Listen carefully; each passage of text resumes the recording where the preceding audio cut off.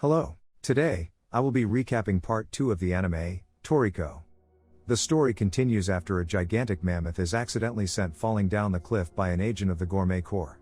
Some heavy cliff beasts who live in the wall try to attack Komatsu and Sunny, thinking they're the cause of the disturbance. The two quickly run back down to find cover while holding off their attackers. Luckily for them, Toriko is nearby and carves a deep trench for everyone to enter just as the mammoth falls. Sunny also uses his hair to further brace for the impact. The giant animal quickly recovers while the group basks in its magnificent size. They are interrupted when the cliff beasts emerge from the ground after also surviving the fall. As they attack, Toriko and Sunny get slightly overwhelmed by their numbers, but out of nowhere Koko stops the beasts with his poison. He too was called by the IGO to help. Sunny is salty by the beauty of his entrance. Tina gets excited as 3 of the 4 heavenly kings are in one place, which is a rare sight, so she captures the moment to report later. The regal mammoth suddenly turns to stomp them, but it stops in its tracks. Koko has already poisoned it to inhibit its movements. He also uses his superhuman vision to confirm that the Gourmet Corps has already infiltrated the mammoth. As they also prepare to enter, the group is attacked by the giant GT robot. Even though it looks strong, Koko sends the rest ahead while he deals with it solo. Meanwhile, Toriko's pet wolf Terry faces Starjin, who is one of the Gourmet Corps' sous chefs, but after a brief standoff, Starjin leaves Terry to face an Obosaurus that he tamed earlier. Back at the site of the mammoth, Toriko and company argue on the best way to enter while Koko starts to engage the GT robot.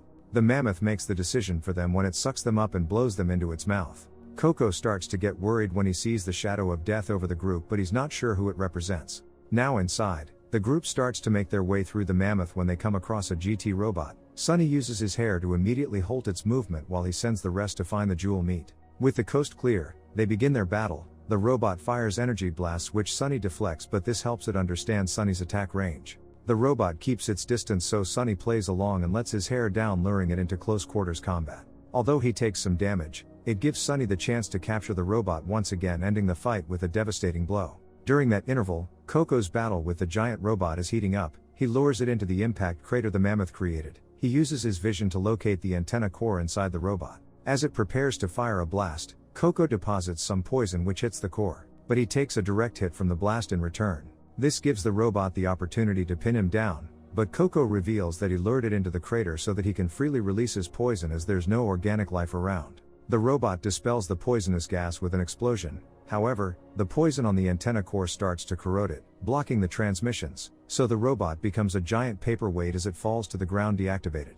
An exhausted Koko also collapses, but he senses Starjin approaching. The sous chef ignores him and makes his way into the mammoth. Back inside, Sunny also rests from his battle but complains about taking so much damage to his face, but he's interrupted when a sneeze from the mammoth carries him along with a load of animals back outside. Koko sees him free falling and calls Kiss to save him. Meanwhile, Toriko's group are still inside looking for the meat. Komatsu comes across some orange salt and some cinnamon tail which he picks for later use. However, Komatsu notices that Toriko is exhausted because he has not eaten in a while. The chef speculates that it is because of his gourmet cells. Tina adds that the cells were discovered by the gourmet god Acacia, who was a human hunter that had tasted nearly every ingredient in the world. He came across a jellyfish that had these cells and noticed organisms that were infused with the gourmet cells gained regenerative abilities and increased strength. The exposition session ends when they reach a shining area signifying that the jewel meat is nearby. The excitement on their faces turns to dread when they see Starjin. Toriko immediately emits his intimidation and tries to attack, but he is sent flying with a single punch. Rin finally tries to be of use, but she too is taken down with a devastating punch. While unconscious, Toriko finds himself in his inner world. His appetite demon gives him a 5-minute limit and then tells him to eat something supremely delicious so that the cell will evolve. When Toriko regains consciousness, he gets a temporary boost in strength which allows him to knock Starjin back. He rushes to Rin, who asks Toriko to kiss her as her last wish, to which he complies. Meanwhile, Starjin re-emerges. An angry Toriko trades blows with him and sends him flying again with a 6-fold spiked punch. The sous chef confirms that Toriko has gone into autophagy. This is a state creatures enter into when starving. They break down their own cells to gain energy for a limited time. Toriko now understands his 5-minute warning. They continue to fight, but Starjin returns the favor and sends his opponent flying, but luckily, he lands unconscious at the location of the jewel meat. Tina rushes over to him and uses the meat juice to wake him up. Toriko is entranced by the flavor and makes his way over to the meat and starts eating it raw. I hope he doesn't get E. coli poisoning. His body rather starts to evolve due to the high quality meat. Back with Starjin, We find him rummaging through Komatsu's things and takes a liking to his knife, so takes it. Komatsu holds him back, telling him that his chef's knife is his life, so he can't have it. Starjin tries his intimidation on him, but Komatsu withstands it. Toriko makes his appearance looking all shiny and buff. Starjin drops the knife and marches towards Toriko after noticing that his cells are evolving. Back at his HQ, the sous chef orders the technicians to release the limiters, which will allow him to transmit more of his power through the GT robot, but it's a double-edged sword as he will also feel all the damage inflicted on him. Starjin attacks with a mixer punch, but Toriko's abs takes the blow like it's nothing. He grabs the sous chef's hand and removes it with a repeated knife attack. After landing a few more hits, Toriko ends things with a tenfold spiked punch, completely destroying the robot. With the threat gone, he realizes that Rin is alive, so he grabs her plus the jewel meat as they all exit the mammoth. While they fall, Sunny catches the meat and the rest, but leaves Toriko to fall. He does an emergency operation on his sister to stabilize her before she's sent to the hospital. Terry also arrives with the Obosaurus as his subordinate. Turns out the baby mammoth didn't have any jewel meat because it's still young, so the IGO reunites it with the parent. They all return back to the facility where Mansam gets a visit from Shige, the vice president of the IGO. They discuss the release of the last member of the Heavenly King's Zebra, who is a known troublemaker.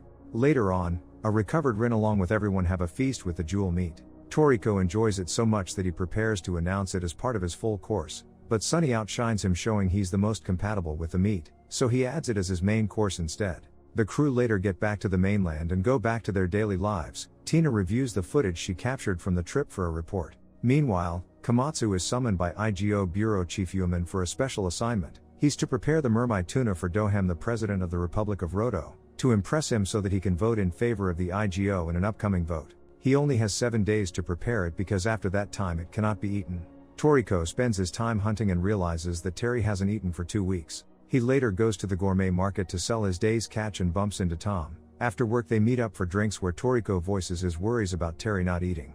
Tom suggests that it's because the battle wolf is used to food from the gourmet world. This is the dangerous unexplored continent that encompasses the whole planet. It's said to have lots of undiscovered ingredients. Normal humans can't even step foot there. The human world only accounts for a small part of the planet. Tom alerts him that it might not be necessary for him to go there now, because Knocking Master Jiro brought back some blue blood corn and told him that it is a favorite of beasts from the gourmet world. Jiro surprisingly found his batch in the human world, specifically the Wu Jungle 65,000 kilometers to the west. It is full of carnivorous plants, a vegetarian's nightmare. The following day Toriko leaves for the island with Terry in search of the BB corn. Komatsu and Tina hear from Tom about Toriko's journey to the island. Komatsu calls Johannes to take them there as he remembers that the Woolstar sauce seed is native to the jungle. It will help him make a delicious sauce to pair with the fish. Coco and Sunny also get word on Komatsu's trip. Sunny uses his custom helicopter to go in hopes of saving the head chef with the most beautiful entrance. Meanwhile, Toriko and Terry arrive at the island where he finds some peaceful flowers. Their petals can be used as a means to measure capture levels. One petal falling equates to a capture level of 10 when a menacing energy is released near it. He also quenches his thirst with the alcohol fruit from the sake balloon tree. The following day they make their way into the jungle. Komatsu and Tina spot the pair as they too approach the island, but Toriko doesn't see them. When they land, they are met by the hunter Zanj, who's more coward than Hunter, but he warns them of the dangers inside. Toriko and Terry are attacked by zombie wood, but after a brief struggle, Terry defeats it by igniting some alcohol from the nearby sake balloon trees, which burns the plant beast. The duo then climbs to the top of the trees where the BB corn stands tall. Toriko tries to cut the stem with a knife, but it's too tough. After peeling the corn he uses a 5-fold spiked punch to remove some kernels from the cob. During that interval, Komatsu explores the jungle with Zanj when a peaceful flower he took earlier suddenly loses half a petal. Something with a capture level of 5 is approaching them. A peach eatic starts chasing them from the skies, but it abruptly turns around. Simultaneously the flower loses a full petal and they are faced with an aloe frill-necked lizard with a capture level of 10.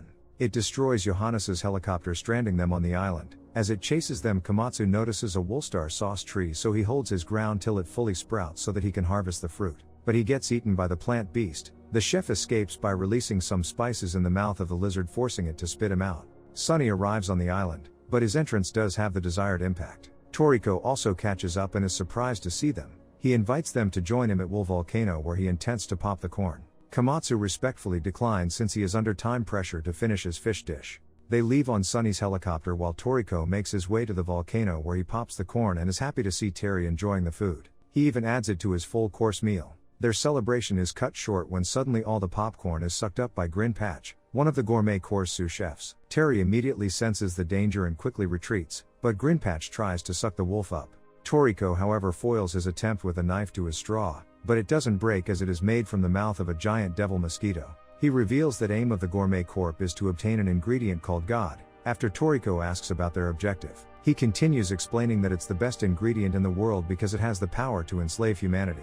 Acacia used it to end a world war and ushered in the Gourmet Age. This legendary ingredient appears once every few hundred years during an eclipse. It's rumored that the Gourmet eclipse is likely to happen sometime in the current year and some of the most powerful hunters are preparing. After hearing everything, Toriko decides that he wants God as his main dish on his full course menu. Grinpatch alerts him that if that's the case, then he must snuff Toriko out now before he becomes a problem in the future. They start to fight and clash with strong attacks immediately. Grinpatch notices that Toriko doesn't have long-range attacks so keeps his distance while firing at him. As he takes damage, Toriko evolves his fork and knife technique and fires them at Grinpatch from a distance. The attack doesn't do much damage to the sous chef who retaliates with a powerful blast which wipes out much of the landscape. Toriko manages to slip past it and finally cuts his straw. As they power up to carry on fighting, Grinpatch receives a call from the chief chef so he has to stop. His pet Jack with a capture level of 85 also arrives with a whole BB Cobb. So he bids Toriko farewell. As he flies over a field of peaceful flowers, they all wilt away hinting to the sous chef's power. Meanwhile, on the mainland, Komatsu barely makes in time to complete his sauce but when he applies the final garnish the fish expires and turns to bubbles. President Dohem gets livid, but Coco comes in clutch with another mermaid tuna anticipating this problem with his fortune-telling ability. The head chef prepares it perfectly, much to Dohem's delight. He loves it so much so, that he votes in favor of the IGO. Toriko is also back from Wu Jungle and brings some BB corn for everyone to enjoy. Meanwhile, at the Gourmet Corp, Chief Chef Kuromoto calls a meeting with the branch chiefs and sous chefs to plan their acquisition of God. This will make their boss ruler of all ingredients in the world. That brings the episode to an end. Don't forget to like and subscribe for more.